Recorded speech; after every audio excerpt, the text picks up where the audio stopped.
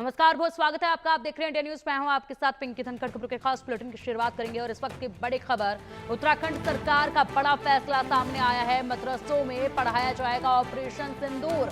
मदरसा board के syllabus में शामिल होगा ऑपरेशन सिंदूर। बच्चों को इसकी जानकारी दी जाएगी, सैनिकों के पराक्रम की जानकारी दी जाएगी और इसी के साथ ये सिलेबस अब नया होगा क्योंकि इसमें ऑपरेशन सिंदूर का महत्व बताया जाएगा। कैसे ऑपरेशन सिंदूर को चलाया गया, किस तरीके से कामयाबी मिली और भारत की जो आर्मी है, भारत की जो सेना है, उसका पराक्रम किस तरीके से इस ऑपरेशन सिंदूर के तहत नजर आया था। ये तमाम डिटेल्स, ये तमाम जानकारियां जो हैं अब किताबों में बच्चों को पढ़ाई जाएंगी। बच्चों तक ऑपरेशन सिंदूर की बारीकियां बतलाई जाएंगी, बताई जाएंगी, पहुंचाई जाएंगी और इसी के साथ बच्चों को ये सैनिकों की पराक्रम की जानकारी, किस तरीके से इंडियन गवर्नमेंट काम करती है, किस तरीके से इंडियन आर्मी काम करती है, ये महत्वपूर्ण जानकारियां दी जाएंगी। उत्तराखंड सरकार ने बड़ा फैसला लिया है, मदरसों में ऑपरेशन सिंदूर पढ़ाया जाएगा। बड़ी बात है ये क्योंकि मदरसों को चुना गया है, मदरसा बोर्ड में इसको पढ़ाया जाएगा, मदरसों तक पहुंचाया जाएगा, इन बच्चों तक पहुंचाया जाएगा ऑपरेशन सिंदूर की जानकारी।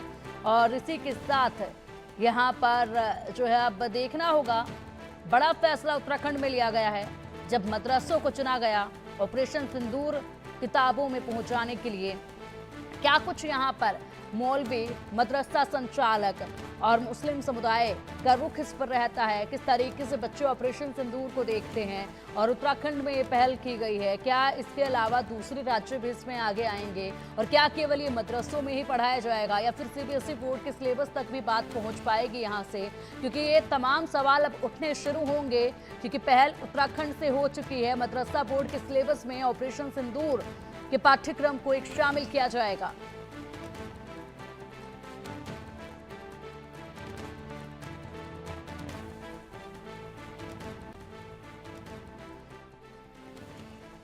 और हमारा मानना है कि हम अपने मदरसों को स्मार्ट बनाने जा रहे हैं और उन मदरसों में हम एनसीईआरटी का उत्तराखंड सिलेबस पढ़ाएंगे। और हमारा साथ में ये भी मानना है कि उत्तराखंड के अंदर, क्योंकि हम सैन्य धाम भी हैं, तो हमारे मदरसे के बच्चे अब तमाम जो वीर गाथाएं हैं सेना की, वो तमाम वीर गाथाएं भी पढ़ेंगे।